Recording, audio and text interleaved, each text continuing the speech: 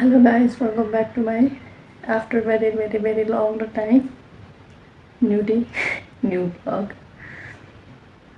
धेरै पछि vlog खोलेँ guys. धेरै पछि. I hope you guys are all okay. म पनि ठिक छुइनँ म चाहिँ. किन भन्नुहुन्छ भन्दाखेरि म चाहिँ एकदम बिमारी छु. म सायदै विदेश आइसकेपछि बल्ल भनेको लागि म बिमारी बस्छु भनेर म धेरैचोटि बिमारी भइसकेँ. As you guys can see मेरो face ले म केही बोल्नै पर्दैन मेरो बिमारी हुनु त बिमारी हुनलाई मलाई कुनै आइतबारै चाहिँदैन होइन. बट स्टिल एकदम धेरै बिमारी भएको छु म. यति धेरै पैसा खर्च भएको छ. ओ माई गड. बिमारी हुनु र पैसा खर्च हुनु चाहिँ एकदमै धेरै भएको छ मेरो चाहिँ.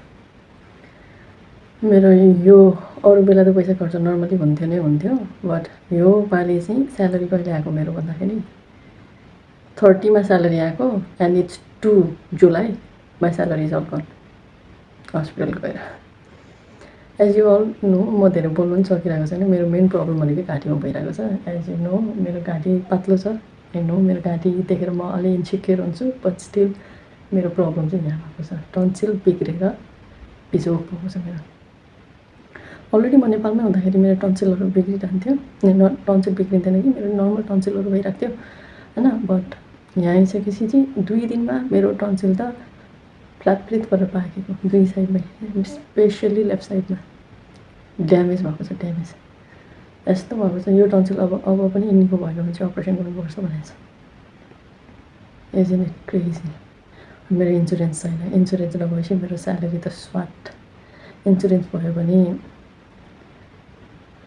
कति 75-80% डिस्काउन्ट हुन्छ. तर मेरो इन्सुरेन्स छैन. मेरो फुल इन्सुरेन्स बिना गरिराख्दाखेरि चाहिँ अलरेडी नेपाली पैसा टन्नै सकिसक्यो मेरो. विदेशमा म कमाउन आएको यो मैले भाल्न आएको आई डोन्ट नो. जस प्रगति हुँदैछ मेरो. म चाहिँ एकदम बिमारी छु. डाइरेक्ट कामबाट म हस्पिटल गएर रुम आएको. अब चाहिँ रुम सफा गर्नुपर्ने छ. 3-4 दिनदेखि बिमारी भएर एउटै बेडमा सुतेको दिक्क लागेको छ. बेडसिटहरू सबै चेन्ज गर्छु. म ठुलोसोले बोलेको छैन होइन. नाटक गरेर बोलेको भन्नु ठान्नुहुन्छ होला. मेरो मुख धेरै आगोर्नु भएको छैन किनकि मेरो टन्सिल पुरै बिग्रेको छ. यहाँ पुरै सुन्नेको छ. सायदै मेरो स्वर त्यहाँसम्म कम्ती सुनेको होला. सो जस विदेशमा के भइरहेको छ भनेर थोरै अपडेट दिएको. अहिलेलाई त्यस्तै छ. बेड सफा गर्नु पऱ्यो होइन. यस्तो छ मेरो बेडको हालत चाहिँ. सफा गर्नुपर्ने हुन्छ. सबै चिज बेडमै फ्याँकेर गएको थिएँ बिहान म. यस्तो छ मेरो बेडको हालत. मेरो आँखाहरू लालाक लिलिक भएको देख्नु भएको छ होला होइन. मेरो आँखा सबै लालाक लिलिक भएको देख्नु भएको छ होला. मेरो यो आँखा खोल्नुको कारण यसरी खोल्नुको कारण के हो थाहा छ? म भन्छु नि यो सबै औषधिको खेल हो. औषधि जिउमा हुन्जेलसम्म मैले आँखा यसरी खोल्न सक्छु. औषधि भएन भने जिउमा औषधि छैन भने त्यो डोज सक्यो भने एन्टिबायोटिकको डोज सक्यो भने आँखा फाटक आँखा चिम भइसक्छ मेरो. उभिन नसक्ने रिङ्गटा लाग्ने त्यस्तो भइरहेको छ. औषधिकै कारणले गरेर चाहिँ उभिरहेको छु म यति दिनसम्म होइन. तपाईँहरूलाई लाग्ला मेरो आँखा किन यस्तो झ्याप भएको जस्तो देखेको किन ड्रग एडिक्ट जस्तो देख्नु भएको होला. This is all because of the medicine. औषधिको कारणले हो. औषधि हुन्जेल जिउमा हुन्जेलसम्म आँखा खोल्न सक्छु. औषधि नभइसकेपछि आँखा चिम हो. जस यो भएको चाहिँ कति 3 दिन जस्तो भयो.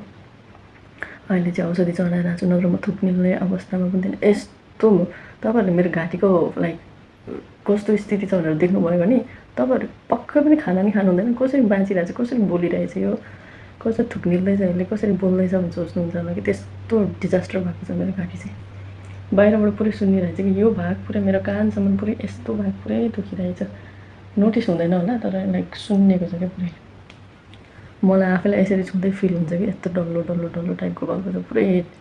यसरी त म नेपालमा हुँदाधरि भएको थिएन कि. यहीँ आएर यस्तो डरलाग्दो. यहीँ आएर फर्स्ट टाइम टन्सिल भयो. त्यो पनि यस्तो डरलाग्दो हुनेखेरि भयो कि भन्नुहुन्छ होला विदेशमा बसेर चिसो खान्छ, सियो खान्छ, त्यो खान्छ.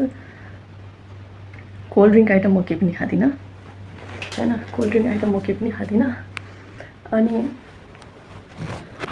खाने भने मैले चिसो पानी हो. चिसो पानी यस्तो गर्मी हुन्छ, यस्तो गर्मी हुन्छ. चिसो पानी धरि मैले खाइनँ भने त म मर्छु कि. चिसो पानी खाऊ घाँटीलाई खराब. मन तातो पानी खाऊँ गर्मीको कारणले बेहोस होला भन्ने डर. म गरम के चिसो पानी त्यत्रो महिनादेखि खाँदै आउँदाखेरि केही पनि भएको थिएन. तर यो चिसो पानीले होइन सायदै मौसम धेरै गर्मीको कारण हुन त मलाई यो टन्सिल नेपालमा हुँदाखेरि हरेक महिना भइराख्ने चिज थियो. यहाँ आएपछि चाहिँ एक्सट्रिम 81 भयो. डरलाग्दै भयो कि आइज ल धेरै कुरा नगरिकन रुम सफा गरौँ न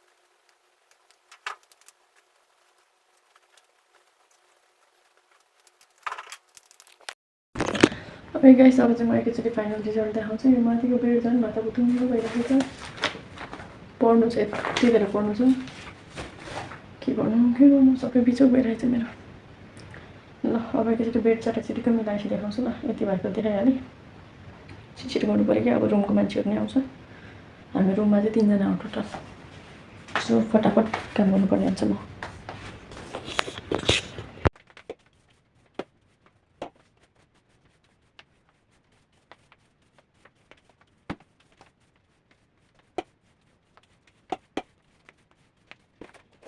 my final result bed ko just ignore my bag okay my bag overall my bed looks like this हैन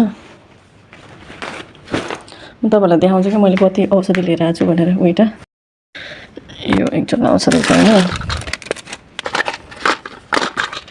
त्यो औषधि छ यो मेरो हस्पिटलको रिपोर्टहरु भइहाल्यो के हो यो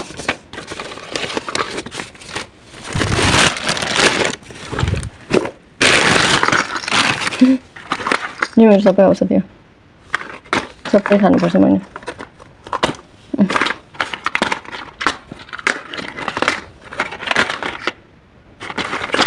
Some of here is like 2-3 antibiotic हरु छ 2-3 antibiotic छ त्यसपछि नर्मली औषधिहरु छ लास्टै महँगो छ अच्छा पेन त भयो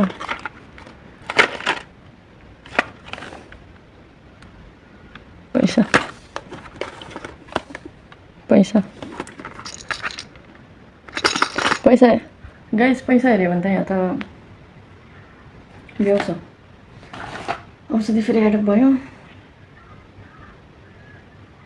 हिजो चाहिँ नेपालको 16-17 हजारको बिल आएको थियो आज चाहिँ त्यसको ठ्याक्कै डबल आएको छ जस मैले लगभग नेपालको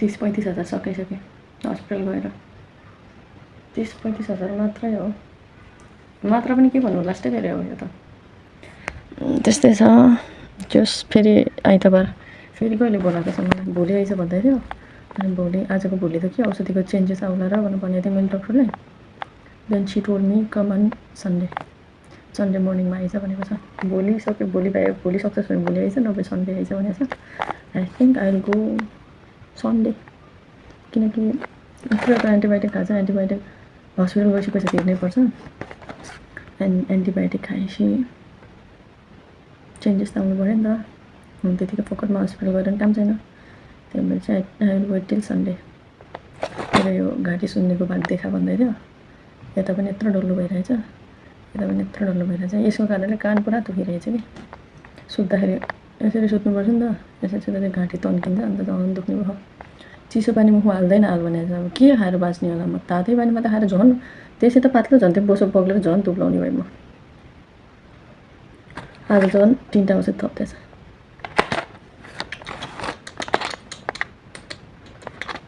एउटै औषधि होला भने त डिफ्रेन्ट औषधिहरू छ 3 दिनको लागि खारे भोलि सुरु गर भनेको छ यो औषधिहरू चाहिँ यो मध्येमा एउटा औषधि चाहिँ नखानु भन्दै थियो आज प्यानाडोल र ज्वरोको औषध नखानु भनेको छ त्यस्तै छ गाइस अहिलेलाई चाहिँ मेरो अवस्था एकदम नाजुक हुँदैछ खै किन एक झोला 2 झोला औषधि लिएर आएको मैले okay guys, see you around. अहिले गएर म खाना बनाउँछु, यस्तो दामी खाना बनाएर खान्छु नि म। 3 दिनदेखि मैले खाना खाएको छैन, 3 दिनदेखि निल्नै भएको छैन। हिजो चाहिँ मैले सुपहरू बाहिरबाट मगाएर खाएँ किनकि बनाउने एनर्जी नै थिएन, म धन्नै बेहोस भएको हिजो। हिजो चाहिँ खाना बाहिर साथीले मगाइदिएको थियो, बाहिरबाट खाना खाएँ।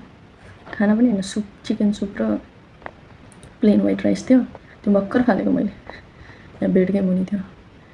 अनि खाएँ। चाउमिन पनि मगाइदिएको थियो, चाउमिन चाहिँ मिठो लागेन मलाई, कस्तो त्यो बोसो जमेको जस्तो अलिक सगी टाइपको भएर चाहिँ मैले खाइनँ। मिठो चाहिँ मिठो थियो तर मलाई त्यस्तो मन परेन, अनि मैले एक स्पुन खाएर फाल्दै।